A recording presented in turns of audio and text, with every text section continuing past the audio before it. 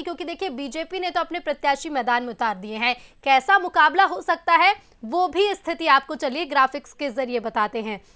तो बीजेपी और कांग्रेस के बीच में संभावित मुकाबला देखिए, बृजमोहन अग्रवाल और विकास उपाध्याय, ये मुकाबला हो सकता है रायपुर लोकसभा सीट पर। और इसके साथ ही अगला नाम देखिए दुर्ग सीट पर।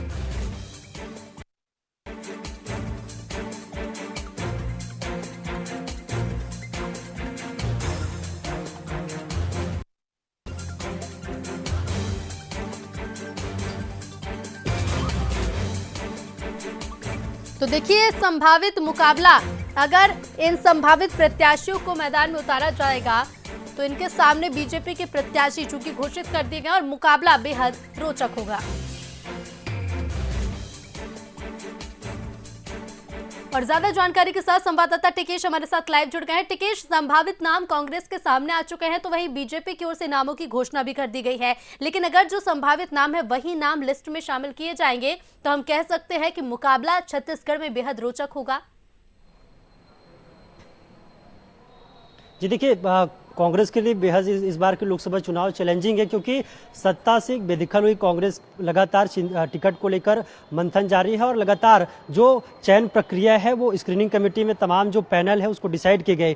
कई ऐसे लोकसभा सीट है जहां पर सिंगल नाम तय हो चुके हैं, लेकिन कई ऐसे लोकसभा सीट है, बात करें महासमुंद की हो या फिर जांजगीर चांपा की हो या फिर बस्तर की हो या फिर तमाम और भी लोकसभा सीट की बात करें, तो उन जगहों पर दो नामों को पैनल को लेकर के अभी भी चर्चा जारी था। और जो राष्ट्रीय नेतृत्व के पास जो नाम थे उन नामों पर चर्चा हुई और इस एक एक करके तमाम लोकसभा सीटों पर नाम बारी बारी से चर्चा हो रही है। और कई ऐसे लोकसभा सीट है जहां पर सिंगल नाम सीसी की बैठक में तय कर लिया है। बैठक अभी जारी और बैठक में तमाम नामों पर एक के बाद एक मुहर लग रही है। आने वाले समय में ये कह सकते हैं कि सीसी की बैठक खत्म होती है, किसी भी वक्त कांग्रेस की पहली सूची जारी हो सकती है और इस सूची में 11 के 11 सीटों पर अपने प्रत्याशियों का ऐलान कर सकते हैं। रही बात पूर्व मुख्यमंत्री भूपेश बघेल या फिर तमाम जो पूर्व मंत्री हैं उनको इस बार लोकसभा चुनाव लड़ाने की तैयारी है, फिर और कई ऐसे नए चेहरे हैं जिसको इस बार लोकसभा सीट पर चुनाव लड़ाया जा सकता है। तो ऐसे में ये कह सकते हैं कि जिस तरीके से बीजेपी ने अपने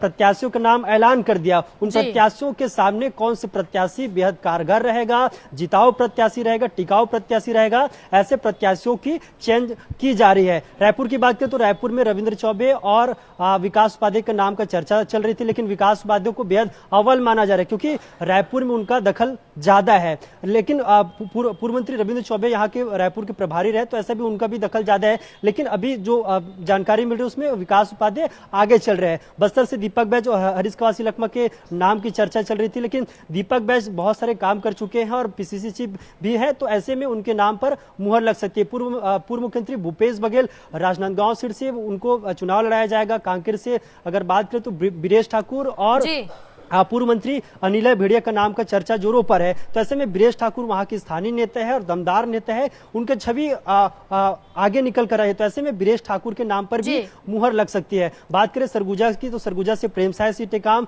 बिलासपुर से पूर्व डिप्टी सीएम टीएस सिंहदेव के नाम की चर्चा है। और ऐसे में कहीं और भी बात करें कोरबा की तो कोरबा से जो सांसद रहे वर्तमान में जो सोना महंत, क्योंकि उनके सामने महिला कैंडिडेट सरोज पांडे है, तो ऐसे में तमाम रणनीतियों के तहत टिकेश बीजेपी ने अपने प्रत्याशी मैदान में उतारे हैं और इसी तरह से कांग्रेस भी रणनीति